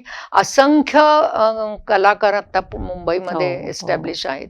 बरोबर. त्यामुळे तू म्हणतेस तसं की कमर्शियल थिएटर हे मुंबईतलं पुण्यातलं मला वाटतं गेली 10-1 वर्ष बंदच असेल मला वाटतं. जवळपास हो, जवळपास. हो, हो. कारण एक आपलं रसिका मोहिनी कडनं नाटकं हा, होत चालू. असतात. आणि मुंबई पुणे आता इतकं अंतर कमी झालंय हो, ना हो. की आता पुण्यात कशाला नाटक करतील लोक, ते म्हणतात आम्ही मुंबईतच मुंबईतच. जातो ना, आम्हाला ते तर मुंबईत आहेच. कमर्शियल नाटक मिळत असेल तर आम्ही का नाही जायचं. हो म्हणजे पुण्यात- कलाकार सगळे तिकडे जातात. सगळे तिकडे जातात. आता ती गॅप ऑलमोस्ट कमी झालेली आहे आता.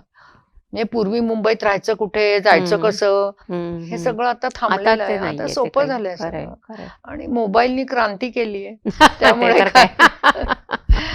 येस. तू आता म्हणजे हे सगळं चालू असताना म्हणजे एकीकडे तू सगळा हा व्याप सांभाळतेस, एकीकडे तुझ्या अभिनयाची आवडही तू जपतेस. म्हणजे तू अनेक सिनेमे, सिरियल्स किंवा नाटकं, जाहिराती करतेस. तर त्याच्यामध्ये तुला काही असे काही अनुभव तुला शेअर करावेसे वाटतील का, चांगले वाईट, किंवा काही अडचणी आल्या आता मार्ग काय काढला? काही? अडचणी फारशा आल्या नाहीत, कारण मी अडचण आली तिथे कामच केलं नाही. हे महत्वाचं आहे. कारण मी तुला म्हटलं तसं की नाही मला जमणार असं मी सांगू शकत होते ना, कारण तो माझा परवडत होतं ते माझा व्यवसाय व्यवसाय नाही. त्यामुळे मला जमत होतं. बरोबर. आणि मी सिरियल केल्या त्या सगळ्या माझ्या ओळखीच्या लोकांच्या बरोबर केल्या. म्हणजे पहिली मी राहू केली, स्मिता माझी मैत्रीण शाळेपासूनची. हो, हो. त्यामुळे तिने म्हणजे अक्षरशः मला बाहेरच काढलं. तिने डॉक्टरांनाच दम भरला की आता तिला तुम्ही सोडलं नाही तर बघा हं. मी घेऊन जाईन तिला उचलून, असं म्हणून मी ती सुरुवात केली. मग त्याच्यानंतर पालेकरांची केली. हम्म. पालेकर नाट्यदर्पणमुळे माझ्या खूप लोक ओळखीचे होते आणि हो. ते आता काम करायला लागलेले होते. हम्म. पालेकरांच्या बरोबर काम केलं. पाऊल खुणा नावाची सिरियल केली. मग देबुदांची ओळख झाली. मग देबुदांनी साईबाबा करायला पुण्यात सुरुवात केली तेव्हा मी त्याच्यामध्ये काम केलं. म्हणजे माझी त्या ओळखीतनं एक एक एक एक एक एक काम एक मिळत कामं गेलं. मिळत मग गेलं. प्रतिमा बरोबर. कुलकर्णीकडे हम्म. झोका नावाची सिरियल केली. मग शशांक सोळंकी तर आमचा लहानपणापासून मी त्याला ओळखत होते, गणेश सोळंकींचा मुलगा हो, हो. असल्यामुळे. मग त्यांनी वादळवाट केली. मग मध्ये मध्ये असं ज्या ओळखीतनं मला मिळत गेल्या त्याच मी केल्या त्याच फक्त. केल्या. आणि पण नाही मिळत आहे ते मुंबईत जाऊन राहणं खूप आणि करत होते ते मी, होतच पण होतं, तेव्हा करत जमत असते. होतं. हां. आता मला कंटाळा येतो, आता मी करत नाही. पुण्यातल्या पुण्यात जेवढं हो. असेल तेवढं आणि करायचं. त्या काळामध्ये मी इंडियन मॅजिक आयमध्ये काम करत होते. म्हणजे मी हो. 2000 करेक्ट. साली इंडियन मॅजिक आयमध्ये काम करायला लागले. हम्म. कारण एकतर माझा तो कास्टिंग करण्याचं मी काम करत हम्म. होते. हम्म. कारण हम्म. राऊचं कास्टिंग करताना पेशवाई नंतर स्मितानी केली. हम्म. त्याच्यात जवळजवळ पुण्यातल्या 101 लोकांना मी काम दिलं होतं. नाटक करणारी ती म्हणायची नाही तुझ्या सगळे ओळखीचे असतात. हम्म. तर ती असं मला सकाळी रोज फोन यायचा आमच्या जो प्रोडक्शन बघायचा आणि असिस्टंट डिरेक्टर होता तिचं की आज 4 मुसलमान पाहिजे 2 बापरे. असं यायचं. कारण पेशवाईमध्ये हे सगळंच होतं ना. हो. त्यामुळे असा सकाळी फोन आला की मग मी IME ऑफिसमध्ये जायची. तिथे मी सगळा सेटअप माझा केलेला हम्म. होता. तुझ्याकडे सगळा डाटाबेस असेल सगळा. सगळ्यांचे फोटोग्राफ्स. हम्म. तेव्हा असं काही तेव्हा नव्हतं मोबाईल ना, नव्हतेच. हा. मोबाईल नव्हतं. त्यामुळे कॉम्प्युटरवर सगळ्यांचे स्कॅन करून ठेवलेले असायचे. मग त्याची वय. हम्म. मग अशा पद्धतीने कास्टिंग करताना मी खूप प्रकारे म्हणजे मराठी सिनेमासाठी कास्टिंग केलं, हिंदीसाठी मुन्नाबाई MBBS पुण्यात शूटिंग होतं तर मी 5-6 कॅरेक्टर्स हो का? भगत सिंग साठी केलं. अच्छा. म्हणजे आता राजू हिरानी खूप मोठे झाले तेव्हा ते IMEच्या ऑफिसमध्ये आले होते ओके. की आम्हाला काही काही Artist कॅरेक्टर्स हवेत हव्यात त्या म्हणून. इथल्याच पाहिजेत म्हणून. बरं. आणि मराठी सिरियल पिंपळपान नावाचं खूप हो, मोठी हो. सिरीज इंडियन मॅजिक आय करायची. हम्म. हम्म. त्याचं मी काम करायची. म्हणजे त्याचं कास्टिंग, त्याचं प्रोडक्शन ते अरे वा. सगळं मी तेव्हा बघत होते. पण मग हळूहळू सुदर्शन सुरू झाल्यावर मी ते ते थांबवलं. बरोबर आहे. पण हा. त्या काळात अनेक ओळखी झाल्या मग आणि मीच ज्यांना काम दिले अशीच मुलं पुढे दिग्दर्शक झाले कोणी.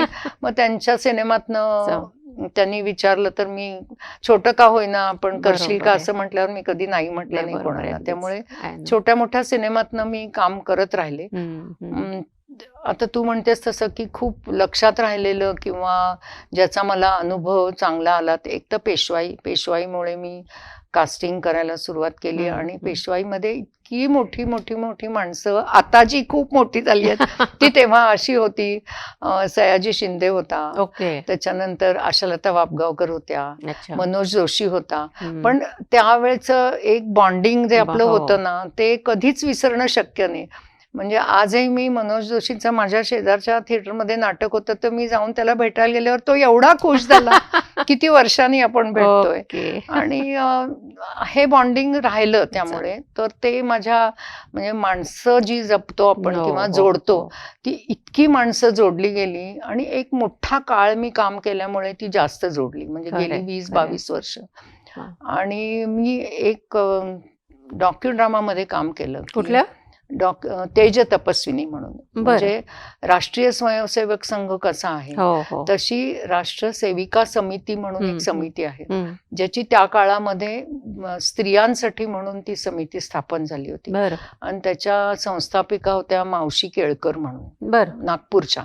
म्हणजे अच्छा. RSS आणि हे अगदी जवळचं होतं. पण हेडगेवारांनी त्यांना असं सांगितलं की आम्ही स्त्रियांना RSS मध्ये घेणार नाही, हो. पण तुम्ही स्वतःची समिती स्वतः. स्थापन करा की जी हीच मूल्य जपणारी ती समिती असेल. हम्म. हम्म. आणि मग त्यांनी जवळजवळ महाराष्ट्रात काय भारतभर हिंडून समिती स्थापन केली जिथे जिथे स्वातंत्र्यपूर्व काळात. बरं. आणि त्या ओके. हिंडायच्या सगळीकडे. मूळ हो. नागपूरच्या. अच्छा. अगदी लहानपणी वैधव्य आलेलं तरी सुद्धा हे सगळं काम त्यांनी केलं. आणि त्यांच्यावर एक डॉक्युड्रामा केला होता त्याच्यात मी त्या बाईंचं काम केलं होतं. अच्छा. कारण त्यांचा चेहरा आणि माझा चेहरा खूप मिळता हो. जुळता होता बरं. असं त्यांना म्हणजे ते वाटलं फोटो ते. सेशन वगैरे करून त्यांनी काढलं होतं.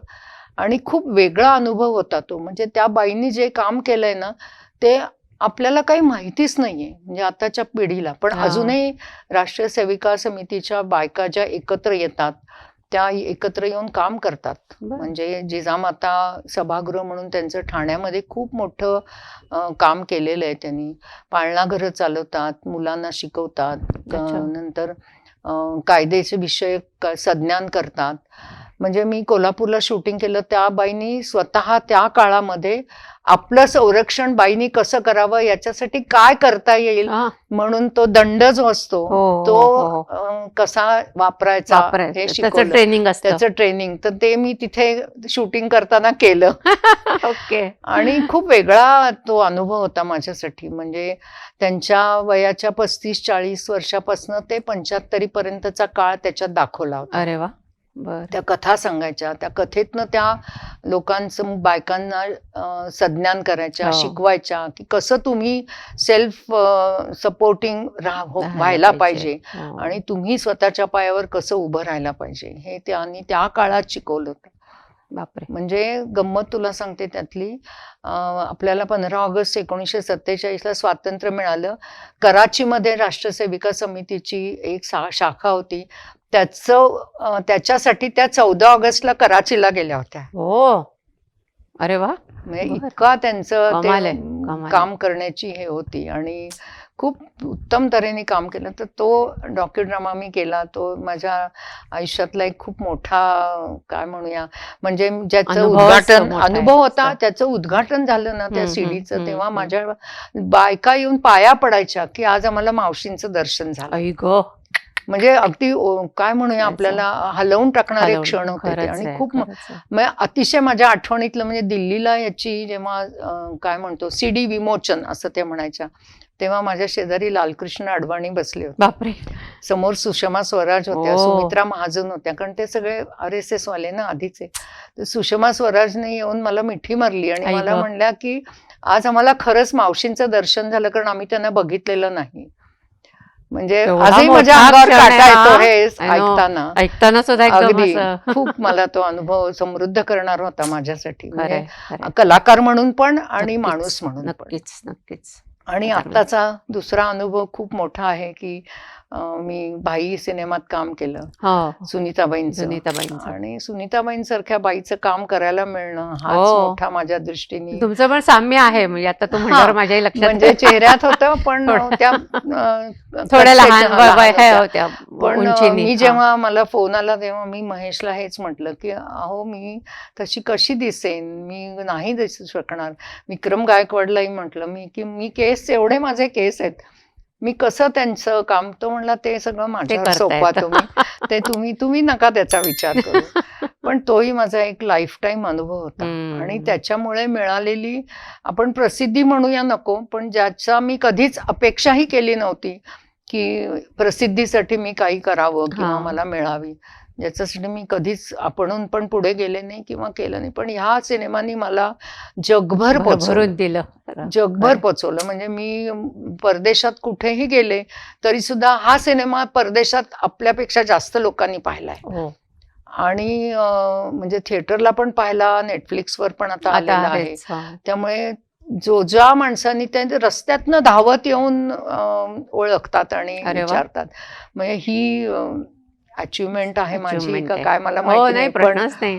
पण आहेच एक ना. खूप छान अनुभव आणि समाजाकडे आपण किती ह्या माध्यमाचा प्रभाव आहे हम्म. हे याच्यातनं कळतं खरंय, की. खरंय. पण तो एक्सपिरियन्स पण खूप छान होता, Very खूपच nice. छान होता. म्हणजे जो सुनीताबाईंचं काम करणं आणि नक्कीच. त्यांच्या एका छोट्या छोट्या प्रसंगातनं त्यांना उभं करणं हे खूप खूप चांगला एक्सपिरियन्स. आणि अर्थात महेशने करवून घेतलं हे पण आहे. पण आत्ताच मी एका कार्यक्रमाचं उद्घाटन सुनीताबाईंच्या जन्मशताब्दी निमित्त होतं, त्याच्या गेले होते. ओके.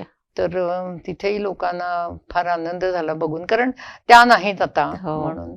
तर हे वा. आयुष्यात ह्या सगळ्या प्रवासात घडलेले 2 मोठे माझ्या आयुष्यातले प्रसंग किंवा काळ होता की जो मी अनुभवला. आणि आता असं वाटतं की बस आता की झालं आपल्याला छान मिळालंय सगळं. आता कलाकाराचं कधी समाधान नाही, होत समाधान नसतं, होत नाही, पण तरी सुद्धा आता मी करते, आता जाहिराती तर हो, करतेच मी. तेच. त्या जाहिरातीकडेच आता मी येणार होते की तू आता इतक्या जाहिराती करते, तुझे होर्डिंग्ज आम्ही बघतो सगळीकडे. तर म्हणजे आणि अर्थात टी व्हीवर वगैरे जिथे व्हिडिओ असतात ते की 30 सेकंदाची 40 सेकंदाची जाहिरात, त्याच्यामध्ये त्या तेवढ्या कमी वेळात हो. ते प्रॉडक्ट गिरायकापर्यंत पोचवायचं असतं आपल्याला, तुम्हाला. अशा वेळेला एक कलाकार असण्याचा उपयोग होतो का? कारण एक एक कलाकाराने ती भूमिका किंवा ते करणं, तो व्हिडिओ की जाहिरात करणं आणि एका साध्या मॉडेलनी करणं, यात फरक नक्कीच पडत असेल. अगदीच फरक पडतो, कारण हम्म. मॉडेल ही शेवटी ना तिच्या बाह्य रूपावर तिला सिलेक्ट केलेलं असतं. हम्म. पण जाहिरात करताना तुम्हाला अभिनय थोडाफार तरी करायलाच लागतो, करायलाच कारण लागतो. ते प्रॉडक्ट त्याच्यामध्ये. आणि अशा अनेक जाहिराती असतात ना की जिथे फक्त तुम्हाला दिसायचं नसतं. हो हो. तशाही जाहिराती असतात, नाही असं नाही, पण जिथे तुम्हाला इमोशनल लेवलवर पण काम करायचं असतं, तर तिथे तुम्हाला नक्कीच तुमच्या शिकलेल्या अभिनयाचा किंवा तुम्ही करत असलेल्या कामाचा उपयोग होतो. मी जेव्हा पहिली जाहिरात केली, माझी मोठी पहिली जाहिरात, म्हणजे त्याच्या आधी मी जाहिरात केलीच नव्हती, पण पुण्यातलीच एक कोऑर्डिनेटर होती जिच्यासाठी मी काम करायची आयएमईत असताना. तिनं माझे फोटो तिने पाठवले आणि ती म्हणली की नाही, ह्या जाहिरातीत तुला काम करायचं आहे. तर तो पण माझा असाच पहिला एक्सपिरियन्स. मी कधीच केलेलं नव्हते जाहिरात. कॅमेरा फेस करणं आणि जाहिरातीचं तंत्र फरक वेगळा आहे. सगळं जगच वेगळं आहे त्यांचं. हो. किशोर प्रधान होते माझ्या बरोबर, आणि पहिल्यांदा आम्ही मुंबईत ते ट्रायल बियल सगळं केलं. मग एकदा मुंबईत 1 दिवसाचं शूटिंग केलं, पण ते हॉटेल त्यांना आवडलं नाही, म्हणून आम्ही चेन्नईला आम्हाला नेलं सगळ्यांना. बापरे. आणि रॅडिसन मध्ये शूटिंग ओके. होतं त्याचं. तर तेव्हा ते अशीच होती, मला तमिळ पण बोलायचं होतं आणि हिंदी पण बोलायचं होतं, ओके. कारण तमिळमध्ये ती जाहिरात करायची होती. तर तिथे शिक्षक आले होते तमिळ, अच्छा. ते मला ती वाक्य बोलायला ते तमिळमध्ये सांगायचे आणि मी तशी बोलायचे. ओके. आणि 30 सेकंद. पण ती जाहिरात कसं असतं, 1 मिनिटाची, 1.5 मिनिटाची, 2 मिनिटाची अशी केलेली असते. हम्म. आणि मग त्याचे ते भाग भाग पडतात पाडतात. अकॉर्डिंगली त्यांना जशी ती करायची असते. अगदीच. पण त्यातले ते जो महत्वाचा भाग असतो तो 30 सेकंदात त्यांना हो, बसवायचा हो. असतो. तर त्यामुळे कसोटीच असते आपली. आणि खूप रिटेक्स होतात त्याला, कारण सिनेमापेक्षाही सिरियल हो. करणं सोपं असतं, कारण एकदा तुम्ही केलं की ठीक आहे म्हणतात, इकडचा कॅमेरा हो ना. इकडे नेऊ, याचा क्लोजअप घेऊन टाकू तिथे मध्ये, असं म्हणून ते हो, मोकळे खरंय, होतात. खरंय. पण जाहिरातीला तसं चालत नाही, कारण त्यांचं सगळंच मॅग्निफिकेशन पण छोटं हो. छोटं बदलत ते नेतात ना, म्हणून खरंय. त्यामुळे एकच सीन किंवा एकच वाक्य तुम्हाला 25 वेळा तरी किमान करायला लागतं. ते तू पण केलेल्याच आहेस, त्यामुळे त्यातनं इमोशनल किंवा असं काही असलं तर खूप काम करायला खूपच लागतं. असतं. पण त्यावेळी तुम्ही शिकलेलं किंवा तुम्ही जे काम केलेलं असतं नाटकात, अनुभवाचा तो तो त्या अनुभवाचा फायदा खूप होतो, फायदा होतो. होतो. म्हणजे हिंदीमध्ये करताना सुद्धा आपलं पाठांतर इतकं चोख हो असतं हो हो. की पाठांतर वगैरे, बाकी आपण कितीतरी मॉडेल्स बिडेल्स बघतो ना, पाठांतरच करू हो. शकत नाही. म्हणजे ऑडिशनला एक्सप्रेशन्सही देत नाहीत. नाही, म्हणजे आता मी मध्ये साड्यांचीच जाहिरात होती. हो.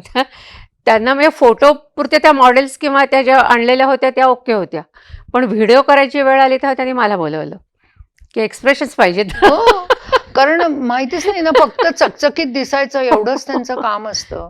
आणि त्यामुळे नाटक करण्याचा उपयोग आपल्याला नक्कीच होतो. आणि आता जाहिरातीचं सगळीच काही टेलिव्हिजनवर येतात असं नाही ना, आता डिजिटल मीडियामुळे, डिजिटलवर म्हणजे त्याच्यात कथा असलेली जाहिरात असते. हो, आता काही हो. नुसती अशी जाहिरात नसते. म्हणजे 3-4 मिनिटाचं वगैरे पण हो, दाखवतात छान ते. आणि छान चांगल्या असतात त्याचं. आणि आता ते. मी केसरी टूर्सची जाहिरात केली, ती अरे वा. सुद्धा इतकी मस्त आहे. म्हणजे त्याच्यामध्ये सुद्धा सगळ्या मैत्रिणी ठरवतात केसरी टूर्सनी कुठे अच्छा. जायचं, त्यामुळे ओके. आणि माझा सगळा हे पण बदलून टाकलेला आहे त्याने. गेटअप पण बदलून कुठे टाकलेला. बघायला मिळेल काही याची आता अजून? येईल, आतून अरे शूटिंग वा. झालंय. अच्छा. आणि त्यामुळे आपल्याला नाटकाचा उपयोग सगळीकडे होतो. बेसिक आहे ना नाटक, मूळ आहे मूळ त्याचं. नाटक. खरंच त्यामुळे आहे, त्याचा खरंच आहे, उपयोग खरंच सगळीकडे आहे. होतो. म्हणजे नाटकाचं तेच असतं ना, आपण इतकी तालमी केलेल्या असतात, हो. दिग्दर्शकांच्या हाताखाली काम केलेलं असतं, कलाकारांचे अनुभव आणि आणि ते आपल्यामध्ये आलेलेच असतात. त्यामुळे ती जी एक वेगळं म्हणजे थिएटरकडे बघण्याची ती हे सुद्धा एक आपली नजर सुद्धा बदललेली अगदी. असते आणि अनुभव असतो शेवटी त्याचा उपयोग होतोच नक्की. नाटककर्ण्यांचा माइंड सेटअप पण वेगळाच वेगळाच असतो असतो. सगळा. आणि तो तुम्ही जिथे जिथे वापरू शकता ना तिथे वापरलात तर तुम्ही चांगलं काम तुमच्याकडनं निघू शकतं. त्यामुळे डिमांड नाटकातल्या कलाकारांना जास्त असते जास्त अशा असते. वेळेला अशा म्हणजे ठिकाणी हिंदी सिनेमात असतं. सुद्धा हिंदी सिनेमामध्ये जी मराठी लोक काम करतात ना त्यांना इतका मानाने काही वेळेला हो, हो. काही वेळेला नाही मानानेच वागवतच. वागवतात. थिएटर कारण आर्टिस्ट हो असा थिएटर विचार आर्टिस्ट म्हटल्यावर आणि चांगलं देतात काम. अगदी, अगदी. त्यामुळे प्रश्नच नाही. आपली खूप मुलं आता हिंदी करतायत. सिरियल मध्ये चांगलं आहे गेलेली ना. आहेत. आणि जाहिरातीचं अगदी. क्षेत्र असं आहे ना की तुम्ही 1-2 दिवस काम करता फक्त हो आणि त्यातनं बाहेर पडता. म्हणजे असं कंटिन्युअस काम सिरियल नसतं. सारखं नाही करावं नाही. लागत. काय त्यामुळे 1 किंवा 2 दिवसाचा शूट असतो शूट असतं आणि असतं. संपतं पटकन. लगेच. त्यामुळे लवकर संपतं. पुण्यात तर आता इतकं शूटिंग हो, होतं हो. जाहिरातींचं. त्यामुळे काम चांगलं आहे. मिळतं. आपल्याला हौस आहे किंवा करायला आवडतं आणि लोक विचारतात विचारतात हे तोवर आपण महत्वाचं करू आहे. शकतो ते काम. अगदीच, त्यामुळे अगदीच. जाते मी मुंबईच्या बाहेर पण शूटिंग असेल तर जाते. पण हा, ते तेच 1-2 दिवसाचा खूपच प्रश्न लिमिटेड असतो. असतं ना त्यामुळे ते असं जमतं होऊन सगळं. जातं. ह्या चांगलं सगळा आहे. व्याप सांभाळून करायचं हो म्हणजे ना तेच म्हणलं म्हणजे तुझं त्यामुळे मला सुदर्शनचंही चालू असतं सगळं तिन्ही सगळं थिएटरचंही तू आज बघतेस. आमच्याकडे सुदर्शनला ऐकलंस तर मजा वाटेल तुला. इंडियन ऑस्ट्रम नावाची पॉंडेचेरीची कंपनी आहे. बरं त्याचे लोक 3 महिने तिथे राहून नाटक बसवणार आहेत. सुदर्शनला अरे वा. त्याच्या खोल्यांमध्ये ते राहतात हा. आणि अगदी साधे लोक आहेत सगळे पण ओके. अतिशय उत्कृष्ट नाटक बसवतात. त्यांचं बरं. एक वर्कशॉप आता म्युझिकल वर्कशॉप त्यांचं तिकडे ज्योत्स्नापुळे सभागृहात चालू आहे. बर ते इथे राहणार आहेत. 3 आर्टिस्ट राहायला आलेत आणि साधारण 1 ते 1.5 महिना ते चालणार आहे. बर त्याच्यानंतर अनिरुद्ध कुटवाडचं रिअलिस्टिक ऍक्टिंगचं वर्कशॉप सकाळी 10 ते 1 चालू आहे. आता चालू आहे. 10 आणि 11 तारखेला लेखनाचं वर्कशॉप आहे. किरण यज्ञोपवीत आणि अजित दळवी आणखीन प्रदीप वैद्य घेणार आहेत. दीर्घांक बरं. लेखन अरे वा. याच्यावर 2 दिवसाचं रेसिडेन्शियल वर्कशॉप आहे. ओ. म्हणजे सध्या Pack रॉकिंग आहे सगळं. चांगलं आहे ना, सुदर्शन चांगलं पॅक आहे. Sudarshan, I know. संध्याकाळचं नाटक हम्म. ज्यांना यायचं शनिवार रविवार नाटक 5 वाजता सगळं हे बंद. ग्रेट. मग तुम्ही करा नाटक. अच्छा. त्यामुळे तेच म्हणजे आता सुदर्शन मध्ये वगैरे ती आता ही जी सगळी म्हणजे नंतरची पिढी येते हो. किंवा तरुण मुलं आता अगदी कॉलेजमधली वगैरे सुद्धा येतात तर त्यांना तू म्हणजे तिथे काय तुम्ही असं ट्रेनिंग किंवा असं काही देतात का काय म्हणजे प्रशिक्षण अभिनयाचं किंवा इतर सुद्धा म्हणजे बॅकस्टेज सारखं आहे ना दिग्दर्शन असेल किंवा हे आहे ना. आता हे अनिरुद्ध कुटवडचं वर्कशॉप आहे. हम्म. हे आमच्याच तर्फे घेतलं जातं. अच्छा. म्हणजे Maharashtra Maharashtra cultural centre cultural conduct सेंटरचं. Realistic acting workshop. आणि त्याचं वर्कशॉप म्हणजे असं असतं की पहिले 15 दिवस लेक्चर्स दाखवतात सगळं. त्याच्यामध्ये आम्ही मग कॉस्ट्युम डिझायनर बोलवतो एक दिवस. अच्छा. एक दिवस मेकअप आर्टिस्ट बोलवतो. बरं. एक दिवस लाईटवाला कोणतरी येतो. म्युझिक काय कसं असावं. नाटकामध्ये ज्या ज्या गोष्टी आहेत त्या हा. त्या तुम्हाला कळल्या कळल्या पाहिजेत ना. पाहिजे तर ते पण एक एक दिवसाची त्यांची लेक्चर्स असतात. तर त्याच्यामधनं नवीन लोकांना कॉस्ट्युम कसा वापरायचा आणि कसा असावा आणि कम्फर्ट कसा आपण शोधायचा असतो हे शिकवलंच पाहिजे ना. त्यामुळे ते पण येतात एक एक लेक्चर द्यायला. आणि मग ह्यातनं काही नवीन मुलं येतात ज्यांना नाटक करायचं असतं त्यांना घेऊन आम्ही नाटक करतो.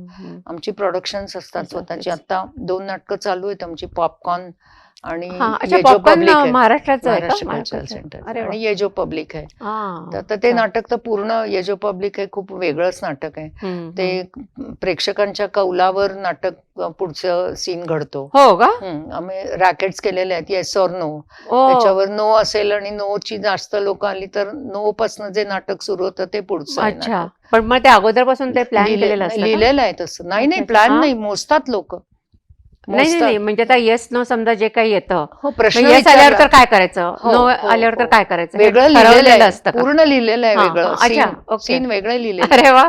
म्हणजे आयदर आनंद इंगळे नाटक सुरू करतो किंवा राया अभ्यंकर सुरू करतो. अच्छा राया करतो त्यात काम? राया करतो. अरे वा मस्त. त्यामुळे ही 2 नाटकं आमची चालू आहेत. त्याच्यामध्ये सेमी प्रोफेशनल म्हणजे आता आनंद इंगळे प्रोफेशनल आर्टिस्ट आहे. हा. पण तुला माहितीये की प्रायोगिक नाटक आपण मानधन देत नाही हो ना. त्याचं कोणालाही. देत नाही म्हणजे तसं- त्यांना आपण एक एक्सपेरिमेंट म्हणून Excellent. करायचं असतं. हा, पण आता आपण टेक्निकल लोकांना पैसे देतो कारण हो.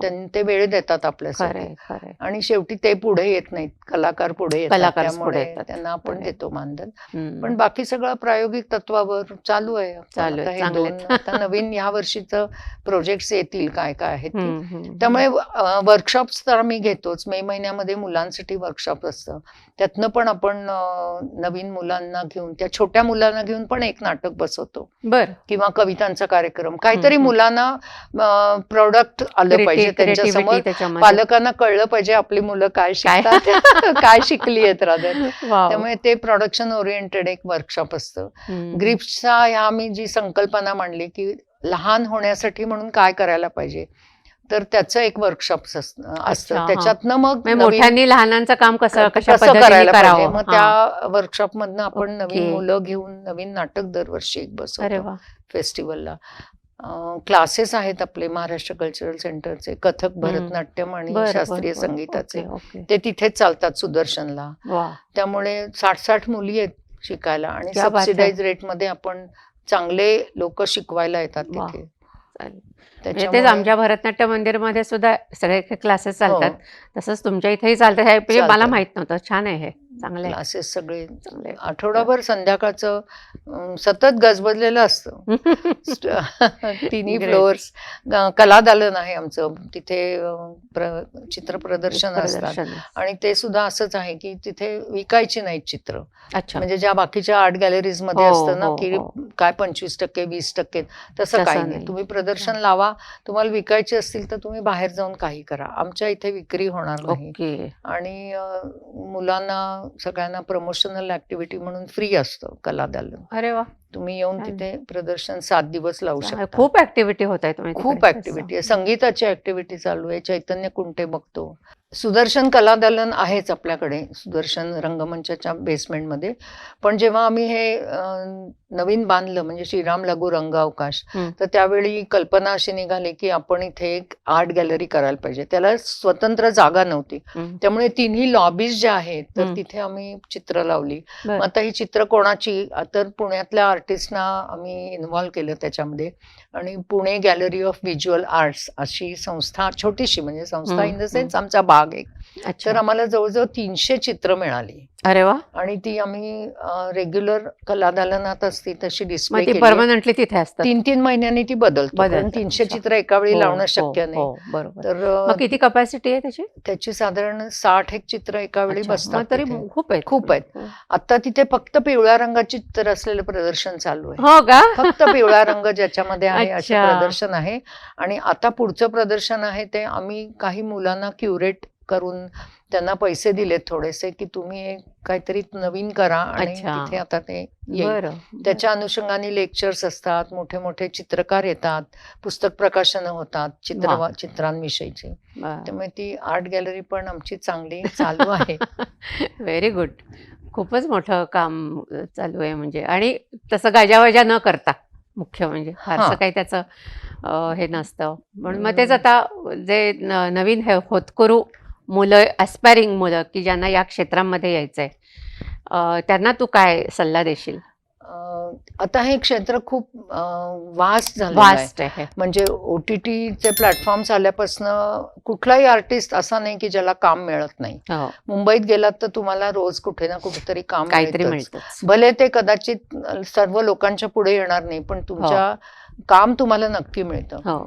तर नवीन मुलं खूप येतात आणि काय माहितीये का, ती काहीतरी वेगळा मनात विचार घेऊन येतात की बघतात टेलिव्हिजनवर सगळं ह्या OTT प्लॅटफॉर्मवर आणि त्यांना त्याचं ग्लॅमर बघून रोज तरी एक तरी मुलगा किंवा मुलगी माझ्याकडे येते, मी लातूरहून आलोय, मी बीडहून आलोय आणि मला थिएटर करायचंय. म्हटलं अरे असं थिएटर करायचं नसतं. थिएटर करायला तुम्हाला ग्रुप लागतो, तुम्ही तुमच्या गावात करू शकता. पण यांना मग मी तेच सांगते की तुम्हाला करायचं असेल तर आयदर तुम्हाला मुंबईला जायला पाहिजे, तिथे तुम्हाला स्ट्रगल करायला लागेल, त्या स्ट्रगल करायची तयारी तुमची पाहिजे, तुम्हाला पालकांचा सपोर्ट पाहिजे. पालकांचा सपोर्ट नसेल तर तुम्ही काय खाणार पिणार काय मुंबईत जाऊन. खरंय. तर हे सगळं असेल तर तुम्ही मुंबईत जा.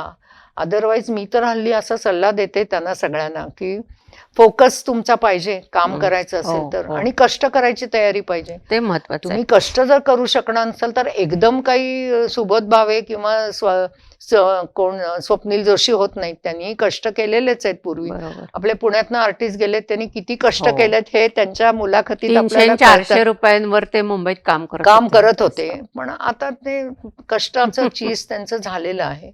तर आणि तुमच्यात टॅलेंट हे पाहिजेच, कारण मूळ ते नसेल तर तुम्ही काय करणार जाऊन तिथे. खरंय. त्यामुळे हे सगळ्या गोष्टी एकत्र असतील तर तुम्ही स्ट्रगल करायला जा. आणि मनाशी फ्रस्ट्रेशन आलं तर त्यातनं बाहेर पडायची मानसिक तयारी ठेवा, कारण आई वडील तुमचे तुमच्या बाजूनी आहेत, ते बरोबर. परत तुम्हाला ऍक्सेप्ट करतील. पण तुम्ही हे फ्रस्ट्रेशन घेऊन न करता तुम्ही स्वतःचं दुसरं काहीतरी काम सुरू करा की ज्याच्यामध्ये, आणि मग आमच्यासारखे लोक प्रायोगिकवाले आहेत ना तुम्हाला सपोर्ट करायला, तिथे तुम्ही येऊन काम करा, नाटक करा, तुम्हाला आवडेल ते करा, तुम्ही लिखाण करा, तुम्ही त्याचं प्रोडक्शन करा. खरंय. आता खूप ठिकाणी अशी बॉक्स सारखी थिएटर्स पण छोटी छोटी सुरू झालेली आहेत की जिथे जाऊन तुम्ही काम करू शकता. बरोबर. तेव्हा नवीन मुलांनी ह्या क्षेत्रात यायला हरकत नाही, पण तुम्ही टेक्निकल पण बॅकग्राऊंड तुम्ही घेऊ शकता. प्रत्येकाला त्या अभिनेता हा. अभिनेत्री अभिनेत्री हिरो व्हायचं हिरोईनच असतं. व्हायचं असतं. पण तुला गंमत सांगते, आजकाल लाईट्स करणारी आणि साऊंड करणारी मुलं जास्त बिझी आहेत. हो आमच्या actually. एका नाटकाला 4 माणसं लाईट्स करतात. बरं. आज ही नाही तर ती नाही तर ही. हो, हो. आणि मुली मुली आहेत. पण आता यायला लागले. मुली आहे आमची स्वच्छंद गायत्री. मला हो, माहितीये ना ते. किती काम करते हो, ती, हो. फिरत असते सारखी. प्रचंड एक प्रचंड आणि दिवस तिला मेहनती आहे वेळ खूप. नाही. त्यामुळे ही टेक्निकल बाजू आहे, ती करू शकता तुम्ही. मेकअप आहे, कॉस्ट्युम्स आहेत. हो. म्हणजे फक्त नाटक करावं असं काही नाही, पण त्याचं प्रशिक्षण तुम्ही घेतलं घ्यायला पाहिजे. तुम्ही खरंय. प्रशिक्षण घेतल्याशिवाय नका जाऊ कुठेही, कारण नेहमी शिक्षण घेतलेलं कुठे. पण मग ललित कला सारख्या ठिकाणी ह्याचं सगळ्या बाजूनी त्याचं प्रशिक्षण दिलं ललित जातं. कलामध्ये जास्त करून जास्त. नाटक याचाच विषय नाटकाचं. होतो. हा. पण आता टेक्निकल गोष्टी शिकवणाऱ्या पण खूप संस्था निघाल्या आहेत. हम्म. FTI सारखी संस्था आहे, हो. दिल्लीमध्ये आहे, कलकत्त्यात आहे, चेन्नईला आहे, मुंबईला आहे, हम्म. आणि आता प्रायव्हेट पण आहेत. सुभाष घाईंची नाहीये का, हो, विस्लिंग हो, बुड्स, हो. तिथे तुम्ही सगळं शिकू शकता आणि कामं मिळतात लोकांना तिथून बाहेर पडल्यावर सुद्धा. खरंय, खरंय. त्यामुळे कष्ट, फोकस आणि पेरेंट्स सपोर्ट या 3 गोष्टी असतील तर महत्वाच्या तुम्ही आहेत. करू शकता. खरंय. आणि शिक्षण पूर्ण करा. शिक्षण सगळ्यात पूर्ण महत्वाचं करा आहे. सांगते हो आम्ही. कारण हे क्षेत्र शेवटी आळवावरचं पाणी आहे हो. ग. आज आहे उद्या नाही. एक तुमचं ब्रेड अँड बटर एक फिक्स काहीतरी पाहिजे. आज पहिलं. कितीतरी आपल्या क्षेत्रात काम करणारी मुलं जेव्हा काही करत आली शिकायला, वैभव तत्ववादी सारखा मुलगा इंजिनिअरिंगच्या शेवटच्या वर्षाचे 4 पेपर राहिले होते. त्याला मी म्हटलं हे सगळं पूर्ण करायचं तर सिरियल मध्ये काम देईन, कारण त्याला मिळणार होतं काम हे मला माहित होतं. म्हटलं ऑडिशनला सुद्धा यायचं नाही, सगळा पेपर सगळे पूर्ण करायचे आणि मग ऑडिशनला ये, तुला नक्की काम देणार आहे मी. आणि त्याला मिळाली सिरियल पुण्यातच. ओके. पण 4 पेपर दिले आणि तो first class with distinction pass झाला. म्हटलं आता तू हो. इंजिनिअरिंग कर असं मी म्हणत नाही, पण ते हातात आहे ना हातात degree. पाहिजे हो, तुझ्या. बरोबर. म्हटलं आज नाही तुला काम मिळालं तर तुझी डिग्री नाही कोणी काढून घेणार. खरंय. आरो वेलणकर BE झाला, वडिलांचं वर्कशॉप आहे स्वतःचं मोठं. ME केलं त्यांनी, नाटकात काम करण्यासाठी युनिव्हर्सिटीकडनं ऍडमिशन मिळेल म्हणून. पण आता तो कारखान्यात काम करतो स्वतःच्या, आणि शिवाय अच्छा. नाटक सिनेमा शिवाय करतो. नाटक सिनेमा. पण तो म्हणतो आता मला नक्की माहितीये की मला हे नाही मिळालं तर मला दुसरं काम आहे चालू. हो. त्याचे आई वडील पण आले होते मला भेटायला स्टॅबिलिटी महत्वाची आहे ना शेवटी. की फॅमिली सपोर्ट तेव्हा म्हणलं आम्ही देतो. म्हटलं परत आल्यानंतर मुलाचं स्वागत आनंदाने करायचं, कारण मुलांना खरंय. नाहीतर 24-25व्या वर्षी फ्रस्ट्रेशन आलं तर खरंय, त्रास होईल. खरंय. आणि त्यांना असं Family भासवू देऊ support नका पाहिजे. की तुला काही जमलं नाही, असं नाही. हम्म. ठीक आहे, आपण एखादा व्यवसाय नाही चांगला निघत किंवा नाही त्याच्यात यश मिळत म्हणून काय सोडून देतो, सोडून दुसरा करू शकतो ना. हा व्यवसाय असं समजा आणि करा. त्यामुळे मुलांना त्यांचं काउन्सिलिंग करायलाच लागतं, हम्म. आणि ते करायचं काम मी नेटाने करते. हे फार महत्वाचं आहे. ज्यांना मिळालं काम ते पुढे गेले, ज्यांना नाही मिळालं ते परत येऊन आपलं सेटल झाले. मग आता नाटकं करतात. महापूर सारखं नाटक आरोह करतोच आहे ना. खरंय. आनंद त्याला मिळतोच आहे त्याच्यात. तेच. आनंद मिळणं शेवटी महत्वाचं हा, आहे. त्यामुळे I know. असं चालू आहे नवीन खूप मुलांना छान. द्यायचं, सल्ले द्यायचे, त्यातनं त्यांनी काय घ्यायचं आणि काय नाही तो हे त्यांचा त्यांचं प्रश्न त्यांनी आहे. ठरवायचं. I know. तर खूप छान झालं आपलं हे ओव्हरऑल पॉडकास्ट, मला माहिती आहे. आणि खूप छान बोललीस तू, खूप छान माहिती दिलीस. आणि तुझ्या सगळे जे पुढचे उपक्रम असतील तुमचे, त्या सगळ्याला रसिका मोहिनीकडनं खूप खूप शुभेच्छा. आणि आज तू आलीस इथे वेळात वेळ काढून, त्याकरता मनापासून धन्यवाद. Thank you thank you. त्यानिमित्ताने तुझ्याशी गप्पा मारायला Yes, मिळाल्या आणि अगदीच. त्याचा आनंद आहेच. नक्कीच. रसिको, तुम्हाला कसा वाटला पॉडकास्ट हे आम्हाला नक्की तुमच्या कॉमेंटमध्ये कळवा. आणि आवडला असेल तर आपल्या सगळ्या कॉन्टॅक्ट्सना शेअर करा. शिवाय आम्हाला सुद्धा फेसबुकला आणि इन्स्टाला फॉलो करायला विसरू नका. आणि पुढच्या पॉडकास्टमध्ये भेटूया. तोपर्यंत मस्त राहा, मजेत राहा, आनंदात राहा. धन्यवाद. रसिक मोहिनी.